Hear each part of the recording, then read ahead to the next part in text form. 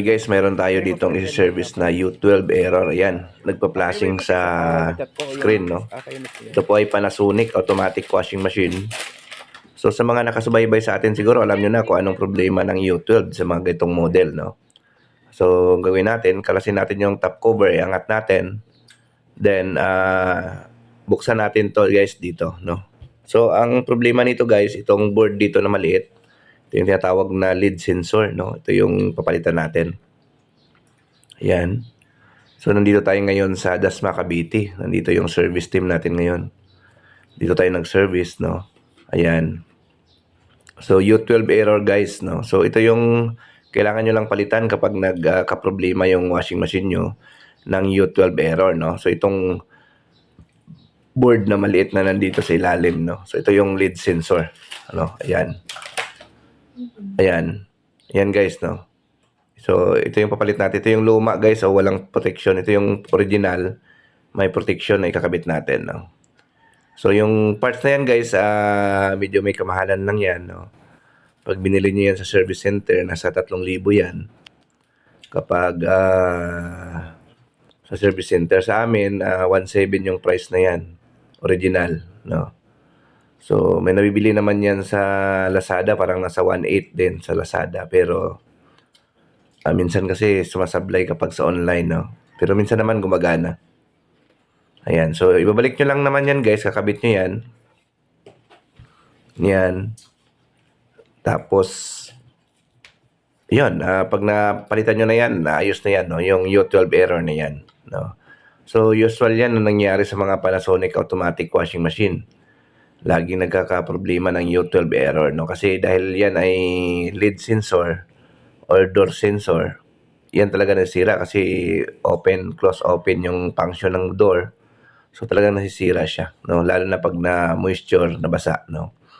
Kaya kung pag pinalitan nyo yan, maganda yung original ipalit nyo, yung may cover na Geely.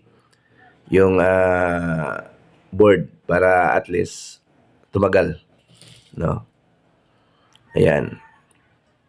So, salpak na natin. Testingin ulit natin sa spin, no? Sa spin yan lumalabas, guys, yung U12 error, no? Nagwawas ito. Pero pagdating ng spin dry, nag-U12 error na, no? So, ayan, lagay natin sa spin. Tingnan natin kung magtuloy na siya, no? Kanina kasi, ilagay natin sa spin, nagpa-plus ka agad yung U12 error, no? So, sa mga nakasubaybay sa ating mga videos, kabisado nyo na kung anong problema ng U12 error. Alam nyo na, guys, kung anong dapat palitan. So, ayan, umikot na po siya, no? Ayan. Ayan. Umikot na po siya. So, sa mga gusto magpa-service sa amin, message na lang kayo sa aming Facebook page, Northern Repair Shop.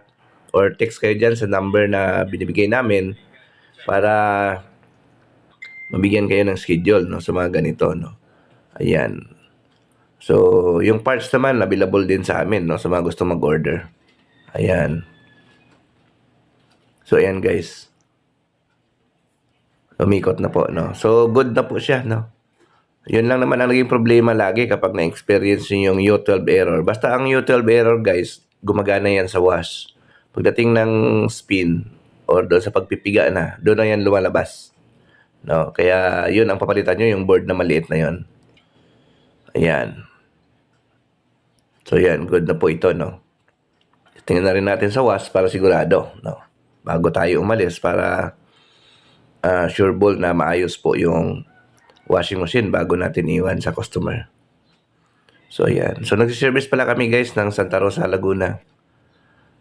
Yun, Cavite, Batangas. Batangas naman hanggang Tanawan po yung narating namin. Ayan. So, sa was, ayan, nagkakarga ng tubig.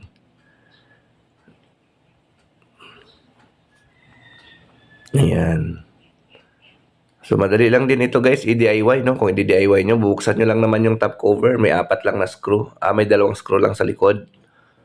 4, 2 sa likod, 2 rin sa harap, no? So, bali 4 na screw. Ayan. So, ito yun, guys, yung luma, guys. Tingnan nyo, walang protection yan, no? Kaya nasisira siya. Pinapasok siya ng corrosion.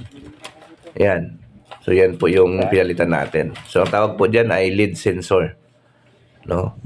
So, mayroon yan. Sa Lazada, may nabibili yan, guys. Nasa 1,800, no? Yung mga mura na nabibili niyan, medyo siguro gumagana naman. Pero baka ilang weeks lang, wala na rin. Ayan. Ayan. Ayan, okay na siya, no? Testing ulit natin siya sa spin. Ayan. Ayos na. Okay guys, maraming salamat sa panonood. Bye. Okay.